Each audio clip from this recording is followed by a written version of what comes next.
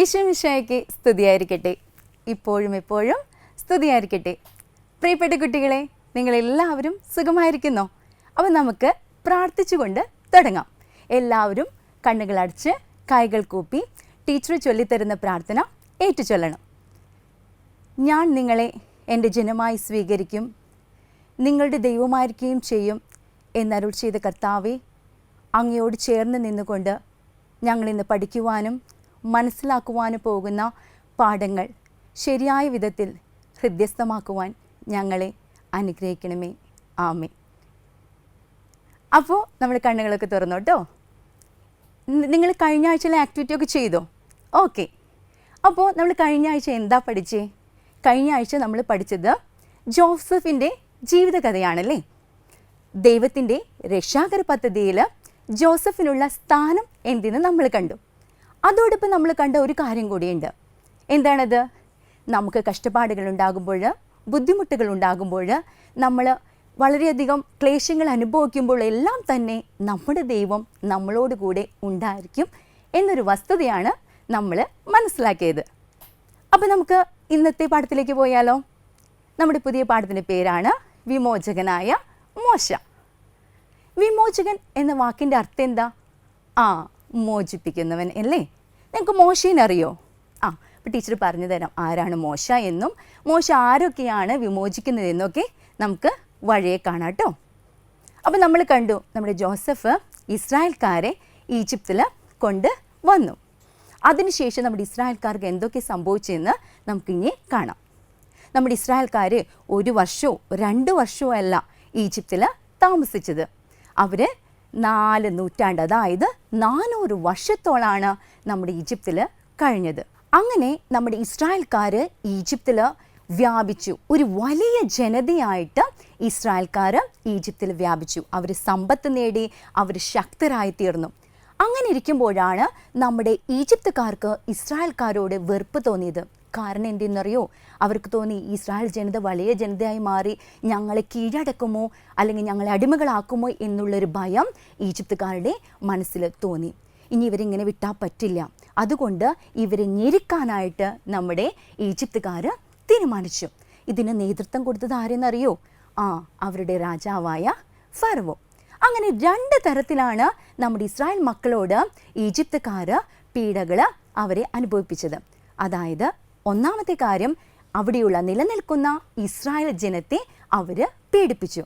രണ്ടാമതായി ഇസ്രായേൽക്കാരുടെ വരാൻ പോകുന്ന തലമുറയെ നിയന്ത്രിച്ചു. അപ്പം നമുക്ക് നോക്കാം എങ്ങനെയാണ് അവിടെയുള്ള അന്നത്തെ ജീവിച്ചിരുന്ന ഇസ്രായേൽ മക്കളെ പീഡിപ്പിച്ചത് എങ്ങനെയാണെന്ന് നമുക്ക് നോക്കാം. 3 തരത്തിലാണ് അവർ ഇസ്രായേൽ മക്കളെ പീഡിപ്പിച്ചത്. ഒന്നാമതായിട്ട് അവരെ കൊണ്ട് വയലിൽ കഠിനമായിട്ട് പണി ചെയ്യിപ്പിച്ചു. രണ്ടാമതായിട്ട് വലിയ സംഭരണ നഗരങ്ങൾ ഉണ്ടാക്കാനായിട്ട് അവരെ നിയോഗിച്ചു. മൂന്നാമതായിട്ട് ഇഷ്ടിക ചൂളയിൽ അവരെ കൊണ്ട് പണി ചെയ്യിപ്പിച്ചു. അവർക്ക് ഒരു നിമിഷം പോലും അവർക്ക് സമയം കൊടുക്കാതെ, വിനോദത്തിനോ വിശ്രമത്തിനോ സമയം കൊടുക്കാതെ അവരെ കൊണ്ട് പണിയെടുപ്പിക്കാനായിട്ട് ഫറവോ രാജാവ് മേൽനോട്ടക്കാരെ നിയോഗിച്ചു. മേൽനോട്ടക്കാർ ഇവർക്ക് ഒരു സമയം കൊടുത്തില്ല, ഇവരെ ക്രൂരമായിട്ട് മർദ്ദിച്ചു. ഏത് നേരവും അവരെ കൊണ്ട് രാവും പകലും പണി ചെയ്യിപ്പിച്ച് പോന്നു. അങ്ങനെ എന്ത് സംഭവിച്ചു? നമ്മുടെ ജോസഫിൻ്റെ പിൻതലമുറക്കാർ ഈജിപ്തിൽ അടിമകളായി തീർന്നു. ഇതൊക്കെ കണ്ടുകൊണ്ട് ഒരാൾ അവിടെ ഇരിക്കുന്നുണ്ട്. ആരാ? നമ്മുടെ ദൈവം. ഇവരെ കൂടെ എപ്പോഴും ഉണ്ടായ ഇസ്രായേൽക്കാരെ എപ്പോഴും നയിച്ചു കൊണ്ടിരുന്ന ദൈവം ഇതൊക്കെ കാണുന്നുണ്ട്. നമ്മുടെ ദൈവം ഇവരെ സഹായിക്കോ ഇല്ലേ എന്ന് നമുക്ക് നോക്കാം കേട്ടോ. അങ്ങനെ രണ്ടാമതായിട്ട് ഇസ്രായേൽക്കാരെ എങ്ങനെയാണ് ഉപദ്രവിച്ചേ? അവരെങ്ങനെ പീഡിപ്പിച്ചേ? അവരുടെ വരും തലമുറയെ നിയന്ത്രിച്ചു അല്ലെങ്കിൽ ഇല്ലാതാക്കി. ഈ സമയത്താണ് നമ്മുടെ ഫറവോ ഒരു ഉത്തരവിട്ടത്. ഇസ്രായേൽക്കാർക്ക് ജനിക്കുന്ന ആൺകുട്ടികളെയെല്ലാം തന്നെ കൊന്നുകളയണം. എങ്ങനെ കൊല്ലണം? നൈൽ നദിയിൽ എറിഞ്ഞു കൊല്ലണം. അങ്ങനെയുള്ള ആ ഒരു സമയത്താണ് ഇസ്രായേലിലുള്ള ഒരു ഹെബ്രായ സ്ത്രീക്ക് ഒരു ആൺകുഞ്ഞ് ജനിക്കുന്നത്. ആ അമ്മയ്ക്ക് ആൺകുഞ്ഞിനെ കൊല്ലാനായിട്ട് മനസ്സ് വന്നില്ല. അവൾ തീരുമാനിച്ചു, എൻ്റെ കുഞ്ഞിനെ ഞാൻ രഹസ്യമായിട്ട് വളർത്തും, കൊല്ലാനായിട്ട് വിട്ടുകൊടുക്കില്ല. അങ്ങനെ ആ അമ്മ ആ കുഞ്ഞിനെ 3 മാസത്തോളം വളർത്തി. പക്ഷേ നമുക്കറിയാം അല്ലേ, കുഞ്ഞുവാവകൾ 3 മാസമൊക്കെ കഴിയുമ്പോൾ വളരെ ഉച്ചത്തിലൊക്കെ കരയാനായിട്ട് തുടങ്ങും. മറ്റുള്ളവരറിയും ഈ വീട്ടിലൊരു വാവിയുണ്ട്, അവനെ കൊല്ലണമെന്ന് ഈജിപ്തുകാർ തീരുമാനിക്കും. അപ്പോൾ 3 മാസം കഴിഞ്ഞപ്പോൾ ആ കുഞ്ഞിനെ രഹസ്യമായിട്ട് ഉപേക്ഷിക്കാനായിട്ട് തീരുമാനിച്ചു, എവിടെയെങ്കിലും പോയി ജീവിച്ചോട്ടെ. അങ്ങനെ ഈ അമ്മ എന്ത് ചെയ്തു, ഞാങ്ങണ കൊണ്ട് നെയ്ത് ഒരു കണിമണ്ണ് ടാറൊക്കെ പൂശി വെള്ളം കിടക്കാതെ ഒരു പേടകം ഉണ്ടാക്കി. ആ പേടകത്തിനുള്ളിൽ ആ കുഞ്ഞുമാവനെ വെച്ചിട്ട് നദിക്കരയിലുള്ള ഒരു ചെടികൾക്കിടയിൽ കൊണ്ടുവച്ചു. ഈ കുഞ്ഞിന് എന്ത് സംഭവിക്കും എന്നറിയാൻ വേണ്ടിയിട്ട് കുഞ്ഞിൻ്റെ സഹോദരിയെ കാവൽ നിർത്തുകയും ചെയ്തു. ഈ സമയത്താണ് നമ്മുടെ ഫറവോയുടെ പുത്രി അവിടെ കുളിക്കാനായിട്ട് വന്നത്. ഫറവോയുടെ തോഴികൾ ഈ പേടകം കണ്ടു, അവരതെടുത്തു. നോക്കിയപ്പോഴെന്താ, അതിൻ്റെ ഉള്ളിൽ ഒരു ഓമനത്വമുള്ള ഒരു ആൺകുഞ്ഞ്. ഇവരത് ഫറവോയുടെ പുത്രിക്ക് കൊടുത്തു. ഫറവോയുടെ പുത്രിക്ക് ആ കുഞ്ഞിന് ഭയങ്കര ഇഷ്ടമായി. അവനോട് വളരെ വാത്സല്യം തോന്നി. അവനെ വളർത്തുവാനായിട്ട് ആ ഫറവോയുടെ പുത്രി തീരുമാനിച്ചു. പക്ഷെ 3 മാസമായ കുഞ്ഞാണല്ലേ, എങ്ങനെ വളർത്തും? അതിനെ വളർത്താനായിട്ട് ഒരു അമ്മയെ വേണം. ഇതൊക്കെ കണ്ടുകൊണ്ട് ഒരാൾ അവിടെ വീക്ഷിച്ചുകൊണ്ട് നിൽക്കുന്നുണ്ട്. അതാരാ? ആ കുഞ്ഞിൻ്റെ സഹോദരി. അവൾ ഓടി വന്നിട്ട് ഫറവോയുടെ പുത്രിയോട് പറഞ്ഞു, ഈ കുഞ്ഞിനെ നോക്കാനുള്ള അമ്മയെ ഞാൻ കൊണ്ടുവരാം. അങ്ങനെ അവൾ സ്വന്തം അമ്മയെ ഫറവോയുടെ പുത്രിയുടെ അടുത്ത് കൊണ്ടുവന്ന് നിർത്തി. അങ്ങനെ ആ ഫറവോയുടെ പുത്രി ആ കുഞ്ഞിനെ അമ്മയ്ക്ക് വളർത്താനായിട്ട് ഏൽപ്പിച്ചു. അങ്ങനെ ബാല്യകാലം സ്വന്തം അമ്മയുടെ അടുത്ത് വളരുവാനായിട്ട് ആ കുഞ്ഞിന് സാധിച്ചു. ബാല്യകാലം കഴിഞ്ഞപ്പോൾ ആ കുഞ്ഞിനെ തിരികെ ഫറവോയുടെ പുത്രിയുടെ കയ്യിൽ ഏൽപ്പിക്കുകയും ചെയ്തു. അങ്ങനെ തിരികെ ഏൽപ്പിച്ച ആ കുഞ്ഞിനെ എവിടെ നിന്നാണ് ഫറവോയുടെ പുത്രിക്ക് കിട്ടിയേ? വെള്ളത്തിൽ നിന്നാണല്ലേ. വെള്ളത്തിൽ നിന്ന് എടുക്കപ്പെട്ടവൻ എന്ന പദം വരുന്ന മോശ എന്ന പേര് തന്നെ ആ കുഞ്ഞിന് ഫറവോയുടെ പുത്രി ഇട്ടു. അങ്ങനെ മോശ ജനിച്ചു അല്ലേ. മോശ വളരെ രാജകീയമായിട്ട് ഫറവോയുടെ കൊട്ടാരത്തിൽ വളർന്നു. അങ്ങനെ യുവാവായി അവൻ ആയോധന കലകളും വിദ്യാഭ്യാസമൊക്കെ നേടി. അങ്ങനെ അവന് മനസ്സിലായി അവസാനം എന്ത്, താനൊരു ഈജിപ്തുകാരനല്ല, ഇസ്രായേൽക്കാരനാണ്, ഫറവോയുടെ പുത്രിയുടെ വളർത്തുപുത്രനാണ് താനെന്ന് നമ്മുടെ മോശയ്ക്ക് മനസ്സിലായി. അങ്ങനെ നമ്മുടെ മോശ വിചാരിച്ചു, എനിക്ക് എൻ്റെ ജനത്തെയൊക്കെ കാണണം, എൻ്റെ സഹോദരങ്ങളെയൊക്കെ കാണണം. അതിനു വേണ്ടിയിട്ട് നമ്മുടെ മോശ ഒരു ദിവസം പുറത്തേക്ക് പോയി ജനങ്ങളെയൊക്കെ കണ്ടു. ആ സമയത്താണ് നമ്മുടെ ഈജിപ്തിലെ ഒരു മേൽനോട്ടക്കാരൻ ഇസ്രായേലിലെ ഒരാളെ അടിക്കുന്നതും മർദ്ദിക്കുന്നതും ഒക്കെ കണ്ടത്. അവനത് സഹിച്ചില്ല. കാരണം തൻ്റെ ഇസ്രായേൽ സഹോദരനെ അടിക്കുന്നത് മോശയ്ക്ക് ഇഷ്ടപ്പെടുമോ? ഇല്ല. ഇവനെന്ത് ചെയ്തു? ഇവൻ ഭയങ്കര ബലവാനാണ്, ശക്തനാണല്ലേ. ഒരടി അങ്ങോട്ട് വെച്ച് കൊടുത്തു. എന്ത് സംഭവിച്ചു? ഒറ്റ അടിയിൽ തന്നെ ഈജിപ്തുകാരൻ താഴെ വീണു മരണപ്പെടുകയും ചെയ്തു. ഇതറിഞ്ഞപ്പോൾ ഫറവോ വെറുതെ ഇരിക്കുമോ? ഇവനെ പിടിക്കാനായിട്ട് ഫറവോ ഉത്തരവിട്ടു. നമ്മുടെ മോശ എന്ത് ചെയ്തു? അവിടെയൊന്നും നിന്നില്ല. അവൻ അവിടെ നിന്ന് ഒളിച്ചോടി ഒരു സ്ഥലത്തേക്ക് പോയി. ആ സ്ഥലത്തിൻ്റെ പേരാണ് മിദിയാൻ. അങ്ങനെ നമ്മുടെ മോശ മിദിയാനിലെത്തി. അവന് കുറച്ച് കലഞ്ഞൊക്കെ തിരിഞ്ഞു. അവസാനം ജെത്രോ എന്ന പുരോഹിതൻ്റെ വീട്ടിലെത്തി. അപ്പോൾ ജെത്രോ പറഞ്ഞു, നീ എവിടെ നിന്നാണ് വരണതെന്ന് ചോദിച്ചു. ഞാൻ ഈജിപ്തിൽ നിന്നാണ്. ഒരു കാര്യം ചെയ്യേ, എനിക്കിവിടെ ഒരുപാട് ആടുകളൊക്കെ ഉണ്ട്, നീ അവരൊക്കെ മേച്ച് നീ ജീവിച്ചോ. അങ്ങനെ ഇങ്ങനെ കുറച്ച് ദിവസം കഴിഞ്ഞപ്പോൾ നമ്മുടെ ജെത്രോയ്ക്ക് തോന്നി, ഇവൻ ആൾ കുഴപ്പമില്ലല്ലോ, നല്ലൊരു മോനാണല്ലോ, എനിക്കൊരു പുത്രിയുണ്ട് സിപ്പോറ, അവളെ അവന് വിവാഹം ചെയ്ത് കൊടുക്കാമെന്ന്. അങ്ങനെ നമ്മുടെ മോശ ജെത്രോയുടെ മകളെ വിവാഹമൊക്കെ ചെയ്ത് വളരെ സുഖമായിട്ട് ആരും ശല്യമൊന്നും ഇല്ലാണ്ട് ആടുകളൊക്കെ മേച്ച് മിദിയാനിൽ കഴിഞ്ഞു വരികയായിരുന്നു. ഒരു ദിവസം നമ്മുടെ മോശ തൻ്റെ ആടുകളൊക്കെ ആയിട്ട് ഹൊറോബ് മലയിൽ ചെന്നു. അവിടെ ചെന്നപ്പോൾ ആടുകളൊക്കെ അവിടെ മേഞ്ഞ് നടക്കുന്നുണ്ട്. അവിടെ ദൂരെ നിന്ന് മുൾപ്പടർപ്പ് ഇങ്ങനെ ഭയങ്കരമായിട്ട് ഇങ്ങനെ കത്തുകയാണ്. നമുക്കറിയാം, മുൾപ്പടർപ്പ് കത്തിക്കഴിഞ്ഞാൽ അത് കത്തിച്ചാമ്പലായി താഴെ വീഴൂല്ലേ. പക്ഷെ ഇത് അവിടെയോ അതൊന്നും സംഭവിക്കുന്നില്ല. എന്താ സംഭവിക്കുന്നേ?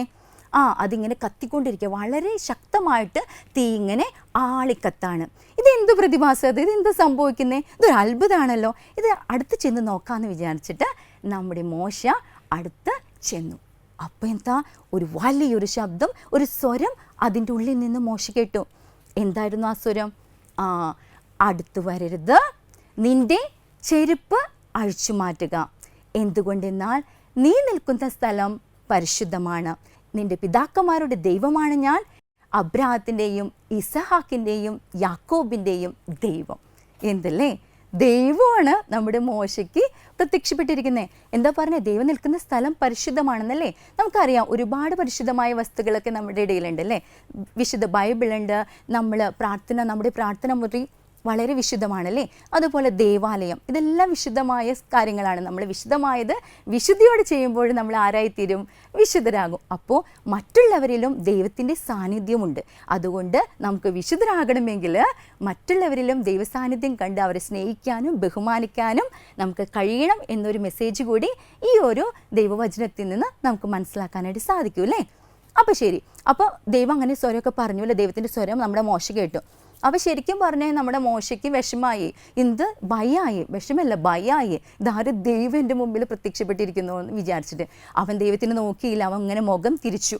എന്നിട്ട് പറഞ്ഞു, അപ്പോൾ ദൈവം ഇങ്ങനെ അവൻ ഭയപ്പെടുന്നത് കണ്ടപ്പോൾ ദൈവം മോശയോട് വീണ്ടും അരുൾ ചെയ്തു, മോശേ നീ പേടിക്കണ്ട, ഞാൻ വന്നിരിക്കുന്നത് ഒരു പ്രധാന കാര്യത്തിനാണ് എന്ന് പറഞ്ഞുകൊണ്ട് ദൈവം വീണ്ടും അരുൾ ചെയ്തു. എന്താ പറഞ്ഞേ?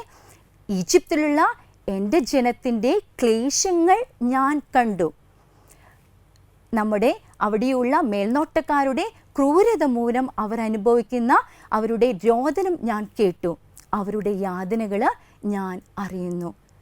അവർ ഈജിപ്തിൽ നിന്ന് മോചിപ്പിച്ച് തേനും പാലും ഒഴുകുന്ന ക്ഷേമകരും വിസ്തൃതമായ ഒരു ദേശത്തേക്ക് അവരെ കൊണ്ടുപോകാനാണ് ഞാൻ ഇറങ്ങി വന്നിരിക്കുന്നത്.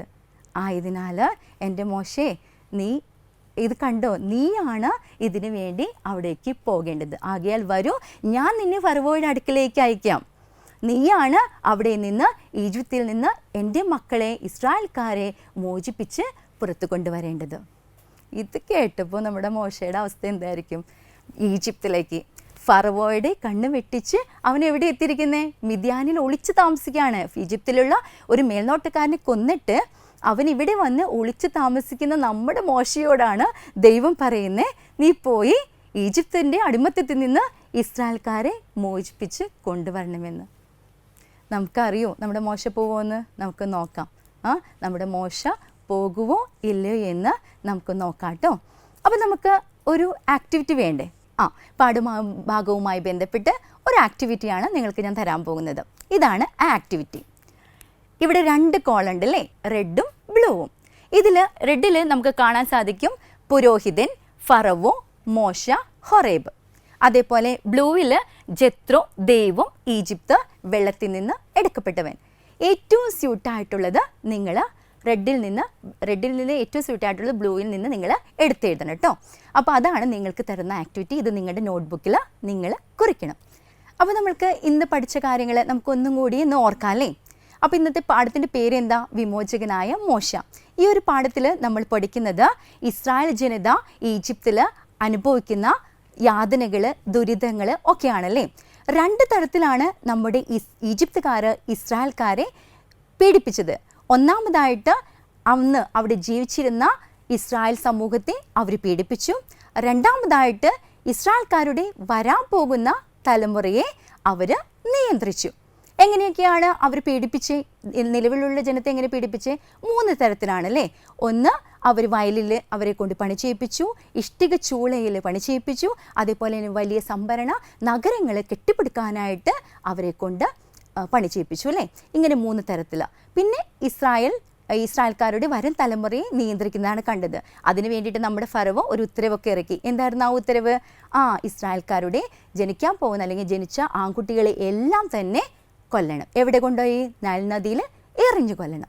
ആ സമയത്താണ് അവിടെയുള്ളൊരു ഹെബ്രായ സ്ത്രീക്ക് ഒരു ആൺകുഞ്ഞ് പിറക്കുന്നത് നമുക്ക് കണ്ടു അല്ലേ. നമുക്കറിയാം കഥയൊക്കെ. അതിനുശേഷം അവന് മോശ എന്ന് പേരിട്ടു. ആ പേരിൻ്റെ അർത്ഥം വെള്ളത്തിൽ നിന്ന് എടുക്കപ്പെട്ടവൻ. മോശ എന്ന വാക്കിൻ്റെ അർത്ഥം വെള്ളത്തിൽ നിന്ന് എടുക്കപ്പെട്ടവൻ. അങ്ങനെ നമ്മുടെ മോശ രാജകൊട്ടാരത്തിൽ സുഖമായിട്ട് വാണു. അങ്ങനെ യൗവനത്തിലായി കഴിഞ്ഞപ്പോൾ അവൻ തൻ്റെ ജനങ്ങളെ കാണാനായിട്ട്, ഇസ്രായേൽ ജനങ്ങളെ കാണാനായിട്ട് അവൻ പുറത്തേക്ക് പോയി. അവൻ ആ ഒരു കാഴ്ച കണ്ടത്. എന്ത് കാഴ്ചയാണ്? ഈജിപ്തിലെ ഒരു മേൽനോട്ടക്കാരൻ ഇസ്രായേൽക്കാരനെ മർദ്ദിക്കുന്നത് കണ്ടു അല്ലേ. അപ്പോൾ അവനെ അടിച്ചു. അങ്ങനെ അവൻ അപ്പോൾ മരണപ്പെടുകയും ചെയ്തു. അങ്ങനെ നമ്മുടെ മോശ എവിടേക്ക് പോയി? ഒളിച്ചോടി മിദ്യാനിലെത്തി. മിദ്യാനിൽ ജെത്രോ എന്ന പുരോഹിതനെ കണ്ടു. അവൻ്റെ ആടുകളൊക്കെ മേച്ച് അവൻ്റെ മകളെയൊക്കെ വിവാഹം ചെയ്ത് സുഖമായിട്ട് ജീവിച്ചു പോകുമ്പോഴാണ് ഒരു ദിവസം ഹൊറേബ് മലയിൽ അവൻ ആടുകളേക്ക് മേച്ച് ചെന്നതല്ലേ. അവിടെ വെച്ച് അവൻ ആരെ കണ്ടു? ദൈവത്തിൻ്റെ സ്വരം കേട്ടു. ദൈവം അവനോട് പറഞ്ഞു, ഞാൻ നിന്നെ ഒരു ദൗത്യം ഏൽപ്പിക്കുകയാണ്. ആ ദൗത്യം നമ്മുടെ മോശ ഏറ്റെടുക്കോ ഇല്ലയോ എന്നൊക്കെ നമുക്ക് അടുത്ത ക്ലാസ്സിൽ കാണാം എന്ന് പറഞ്ഞിട്ടാണ് അല്ലേ ടീച്ചർ നിർത്തിയതല്ലേ. അപ്പോൾ നമുക്ക് ഇനി അടുത്ത ക്ലാസ്സിൽ കാണാം. അതിനു മുമ്പായിട്ട് നമുക്കൊന്ന് പ്രാർത്ഥിച്ച് ഒരുങ്ങാം.